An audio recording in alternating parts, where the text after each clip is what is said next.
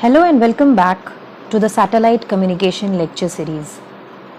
Today we are going to start with the third module of this series, that is Satellite Link Design. So Satellite Link Design, these are the topics that we are going to cover, that is Introduction, Basic Transmission Theory, System Noise Temperature and G by T ratio, Design of downlinks, Satellite system using small earth stations. Then we have uplink design, design of specified C by N, combining C by N and C by I values in satellite link system design with examples. In this lecture, we are going to cover the first part, that is the introduction and the basic transmission theory. So let's just start with it with an introduction. So basically the design of a satellite communication system is a complex process requiring compromises between many factors to achieve for the best performance at an acceptable cost. So for us, it's very important to place the satellite so that everything, whatever we require, is there in an acceptable cost. So there are various parameters that we need to look on for having an effective system design.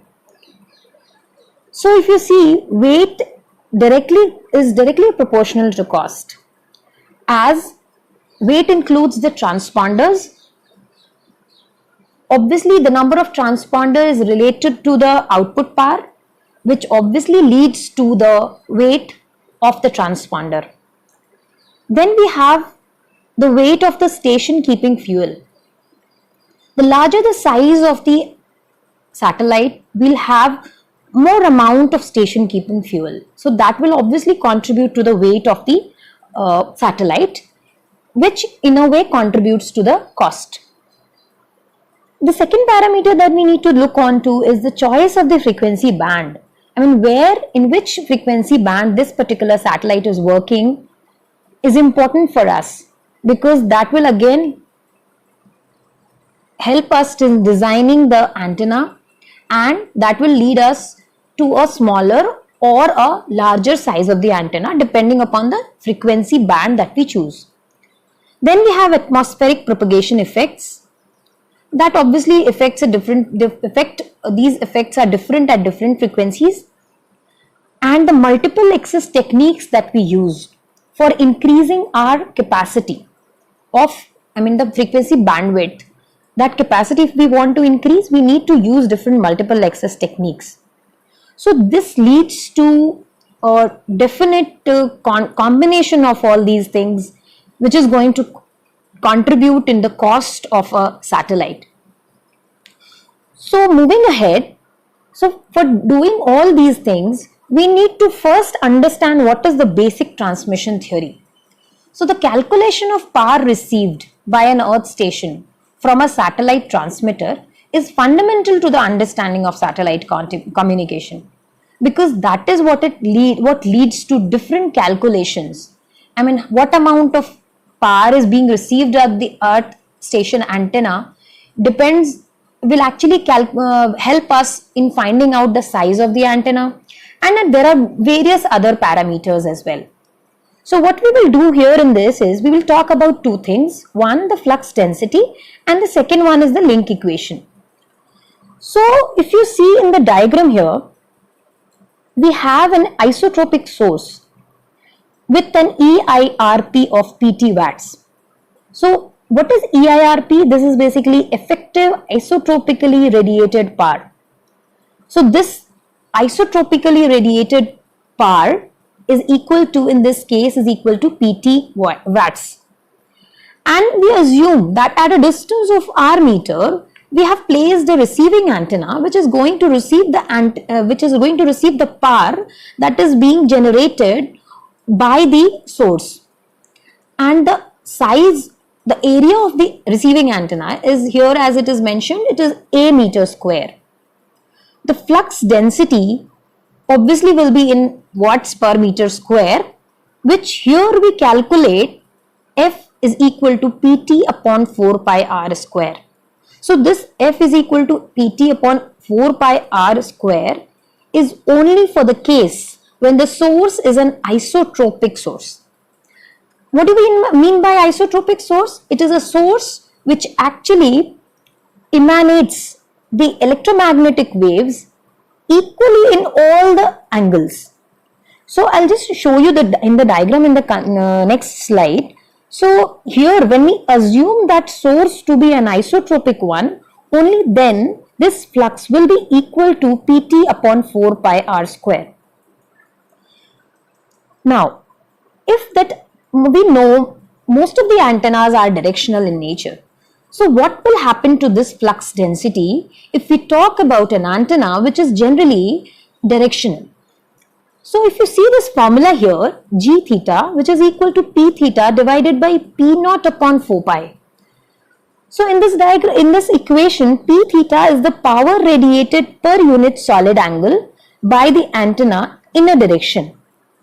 Now, what is p theta? We are just finding out what this p theta is, and we are understanding what p theta is. So theta is the direction in which we are calculating the power here in this case. P naught, what is P naught here? P naught is the total power radiated by the antenna. G theta is the gain of the antenna at an angle. So because we know we are talking of a directional antenna, so all the parameters like gain, the power radiated, all this will be a function of the angle theta. And that is the reason why we have written the gain of an antenna in terms of theta. So g theta is equal to p theta upon p naught upon 4 pi. That is what we are doing here. So if you see the diagram here, the blue line that has been drawn is for the case of an isotropic antenna. And as I said earlier, isotropic antenna actually it emanates or it radiates power in all direction, equal in all direction, and that is the reason why this particular plot that we have drawn for the gain has come out to be a circle, so equal in all the angles. Whereas in the case of a high gain antenna, which is a directional antenna, which you can see here, which is drawn in the green color, that is a directional antenna, and here in this case the power that is being radiated by the antenna is different at different angles, and that is the reason why we are getting, I'll just show it, and that is the reason why we see here this particular direction. If you see, this is the direction in which the gain is highest, and as we go beyond this both the ways, the gain is actually reducing. And by just seeing this plot, the pattern of the power pattern, we can identify whether it is a directional antenna or an isotropic antenna. So what we're doing right now here is we are trying to calculate the flux density in the case when the antenna is not an isotropic antenna, when it is a directional antenna. So what will happen to the equation there in that case? So we'll just see the equation. So the reference for the angle theta is usually taken to be the direction in which the power radiated is maximum, and this direction which we actually we had drawn here. So this is known as the bore sight direction, and which is also the antenna electrical axis.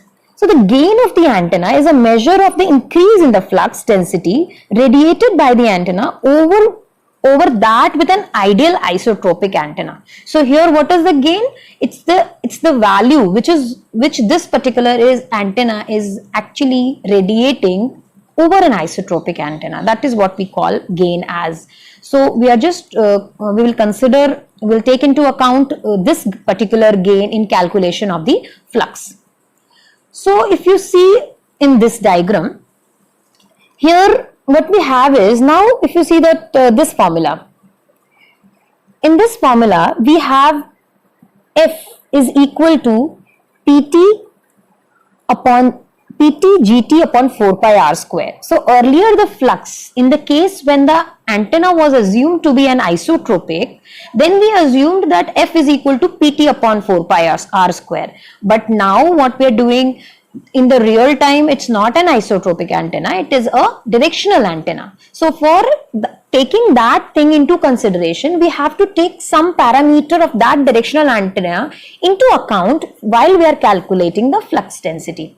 So what we have done here, we have multiplied this Pt by Gt and then we have divided 4 pi r square to calculate the flux. Now if you see this equation, what we can assume, and just compare it with what we have written earlier for the case of an isotropic antenna. So what we see here, I'll just show it in the diagram. So if you see in this diagram, here this EIRP is written to be Pt Gt watts. So effective isotopically radiated power.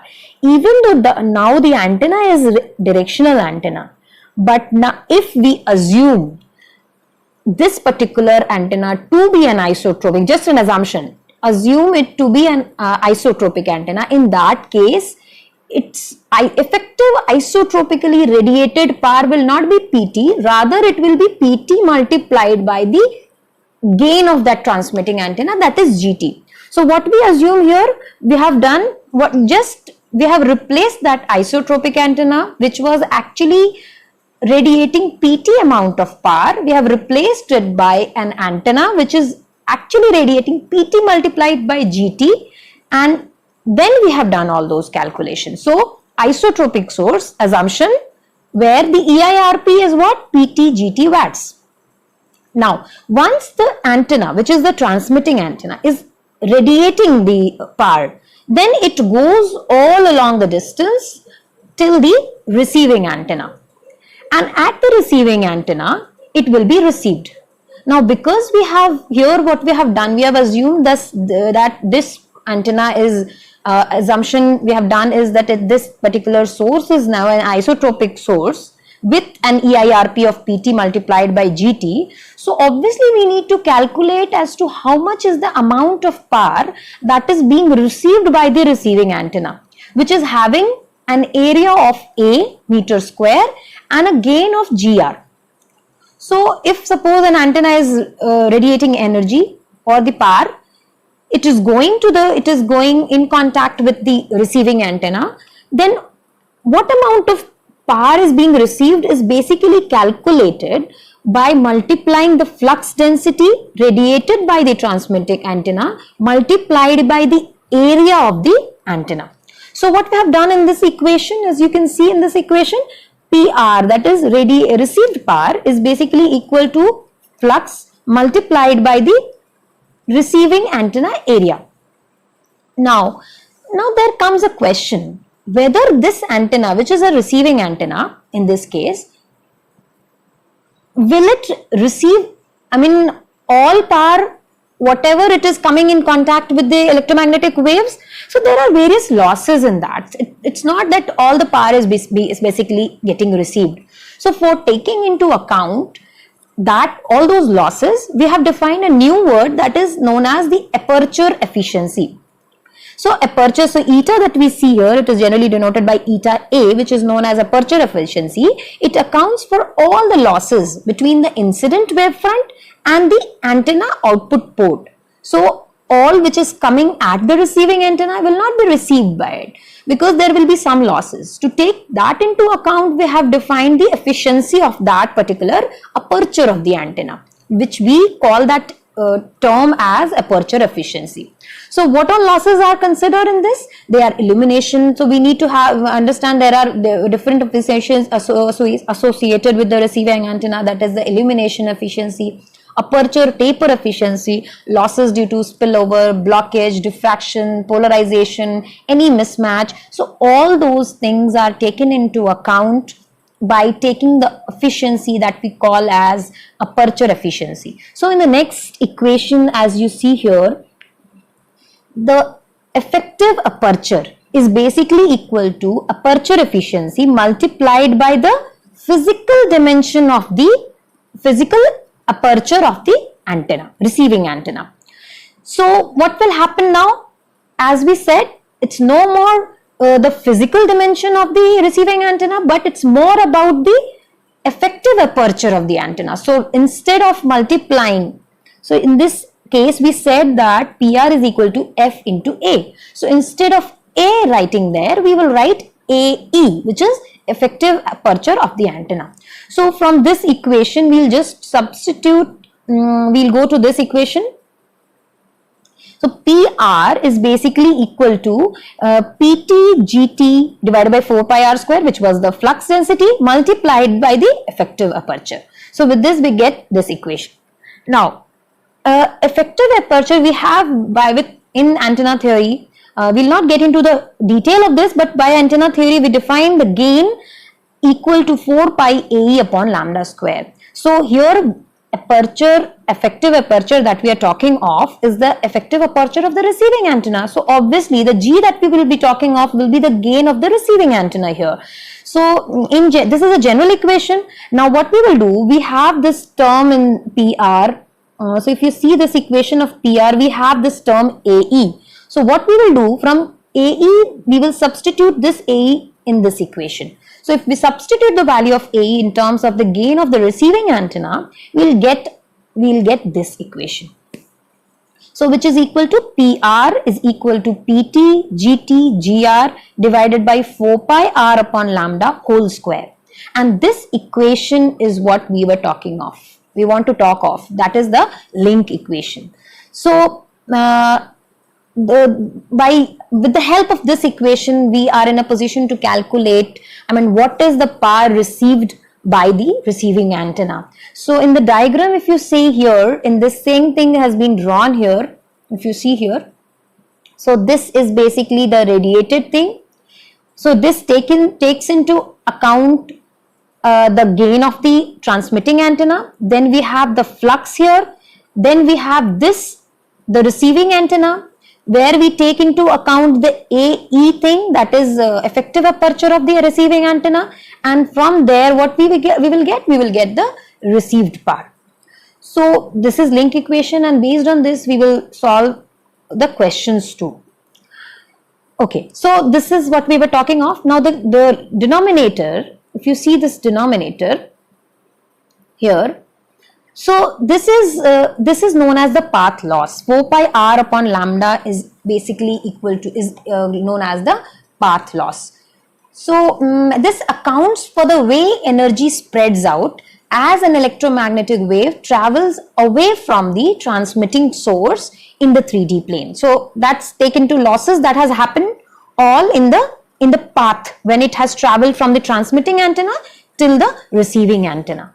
So in general, we have just written PR is equal to EIRP, that is effective isotropically radiated power, multiplied by the receiving antenna gain divided by the path loss, which is obviously in watts. The same can be written in dBW, which is actually dBW is decibel greater or less than 1 watt when we're comparing it with 1 watt. So PR is equal to EIRP, all those things that were there in the multiplication will become the addition in the log, and all those things that were in the denominator will come as a negative minus. So PR is equal to EIRP plus GR minus LP, that is in dBW. So what is LP here? As we said, it is the path loss, and that too in dB. So we have calculated LP as 20 log 4 pi r by lambda, which has come because 10 log 4 pi r upon lambda whole square was there. So in practice, we need to take into account of a more complex situation in which we have losses in the atmosphere due to attenuation by oxygen, water vapor, rain, losses in the antennas at each end of the link, and possible reduction in antenna gain due to mispointing. So all these things we need to take into account while we are calculating the power received at the earth station.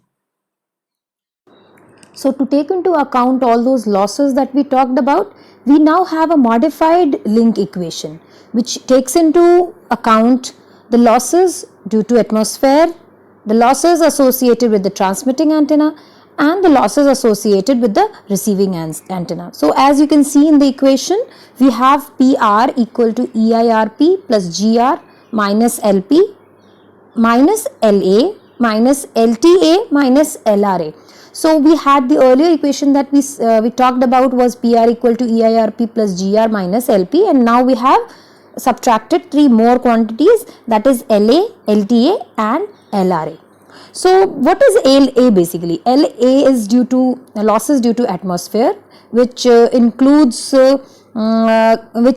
clear air losses caused by gases in the atmosphere, and any additional losses due to clouds and rain that will be taken into account in the losses due to atmosphere.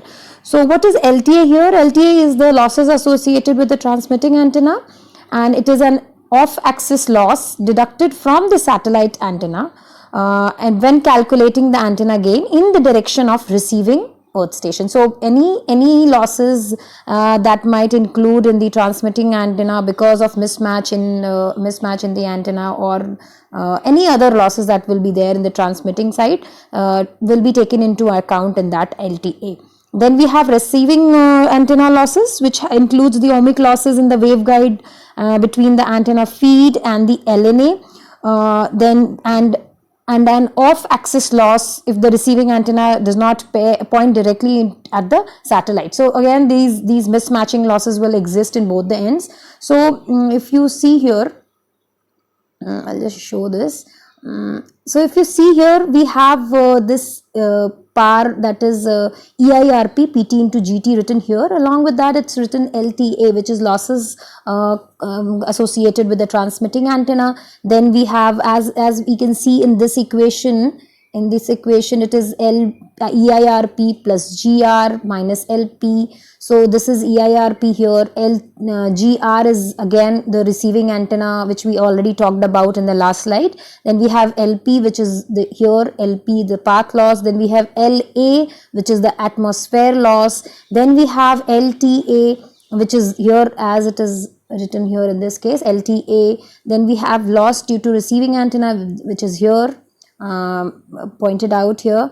Then we have this LRA will obviously include any losses because of this this ohmic losses between the waveguide and the antenna feed and the LNA. So this will also be included in this. So any loss because of this mismatch will be included in the loss of receiving antenna. So final output, and that is how the final output of the, or rather the received power will be equal to EIRP plus GR minus LP minus LA minus LTA minus LRA, and obviously this is given in dBW.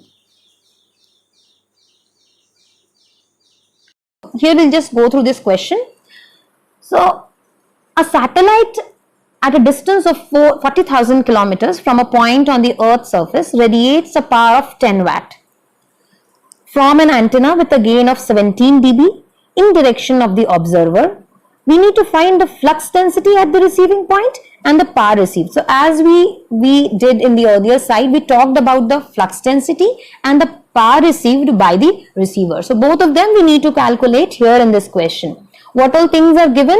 So all those things that has been given here are these things has been given. So PT is equal to 10 watts, GT is 17 dB, AE is 10 meters square, and then we have distance is 40,000 kilometers. We need to convert it in meters, and what we need to calculate is F and PR. We do have the formula. It's mere a substitution type question where we need to substitute the values and get the answers. What we are interested in here is just seeing the values. I mean, what amount of values does this, if we are sending, suppose here the antenna is, the transmitting antenna is actually radiating 10 watts of power. What is happening at the Earth station? That we are interested in understanding or having a view about it. So if you see here, we can solve these questions in two ways. One, by taking into account the absolute values. So all those parameters that has been given, we need to convert it into absolute values and just substitute it in the formula. And the second one is when we are dealing with that decibel equation, so in decibels. So we need to convert all of them in decibels and then we have to proceed. So if you see here, in the first thing, this is the equation that we went through. We just substituted here. GT was in this question was given in dB. That we need to convert it into the absolute values, which comes out to be 50. So we have just substituted it and got the value as 2.49 into 10 raised to the power of minus 14 watt per meter. So imagine what amount of reduction has happened to the power that we sent. So we sent 10 watts of power, and what we are receiving here is 2.49 into 10 raised to the power of minus 14 watt. So just there are so many losses that has taken place in between. So here if we talk about this is flux density, but if you calculate the received power also, we need to multiply it with the effective aperture. So if we multiply, an effective aperture is 10 meters square, and that is too big a antenna for us. So that we cannot put it at our home. So this is a 10 meters square collecting, this is effective area, and obviously always effective aperture area is less than the physical aperture. So the actual size of the antenna must be more than this 10 meters square. So if we find out the PR value, here it comes out to be 2.49 into 10 raised to the power of minus 13, too small a value. So similarly, if we see it, the same thing in decibels, so we have tried to solve it in decibels too. So the formula is same, only thing is we have just converted all the absolute value into dB. So generally this is, we can solve in both the ways, but this is more easier a method. That is in decibels, we find it easier for us to do it. So if we have calculated all of them, we have calculated here, and we have got F, that is flux density, to be minus 136 dBW per meter square. So minus, as the sign minus, we know that if there is a sign of minus here in dBW, that means this value is far below 1 watt. So if value is less than 1 watt, the value comes out to be negative. It is more than 1 watt, then it comes to be positive. So here it is minus, so it is way beyond minus 1, and that is quite clear from the values that we have calculated here. So so next is the power received. The same, we have just done it, and we have found this value to be minus 126 dBW, which if we convert it into dBm, that comes out to be minus 96 dBm. So in dBm case, what we do, we compare that. So decibel, that is greater than or less than 1 milliwatt. In this case, it is less than 1 milliwatt. So here we have just shown the results on the figure. So the values, as I said, F is equal to 2.49 10 raised to minus 14 watts per meter square. The power received is 2.49 into 10 raised to the power of minus 13 watts. So today we actually studied about the basic transmission theory. We understood what this link equation is. So we are now in a position to find out the flux density, and any question that relates to link equation, wherein the different values has been given in the question, and we need to calculate the power received. There is possibility of, in this case, it only path loss was considered, but it might be possible, and in questions we are given with different types of losses. So that we need to take into account in the equation by reducing or deducting it from the EIRP, and thus inculcating that too into the equations. So thanks a lot for watching. Hope this was useful.